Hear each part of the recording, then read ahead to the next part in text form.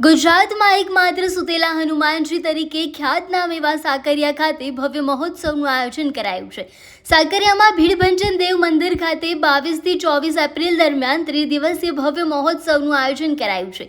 આ મહોત્સવના આયોજન અંગે મંદિર ટ્રસ્ટ દ્વારા પ્રેસ કોન્ફરન્સ યોજીને વિગતવાર માહિતી આપવામાં આવી હતી, જેમાં મંદિરનો જીર્ણોદ્ધાર, મારુતિ યજ્ઞ અને મૂર્તિ પ્રાણ પ્રતિષ્ઠા જેવા પવિત્ર પ્રસંગોની ઉજવણી કરવામાં આવશે। 21 તારીખે સુંદરકાંડ, 22 તારીખે રાજ્યના મુખ્યમંત્રી ભૂપેન્દ્રભાઈ પટેલ દ્વારા યજ્ઞશાળા ખુલ્લી મૂકવામાં આવશે।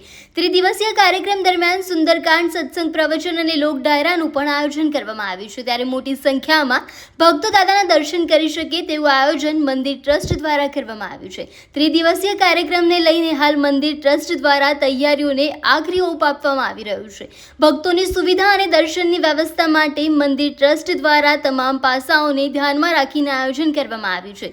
હાલમાં આ મહોત્સવને સફળ બનાવવા માટે મંદિર ટ્રસ્ટ દ્વારા તડામાર તૈયારીઓ ચાલી રહી છે।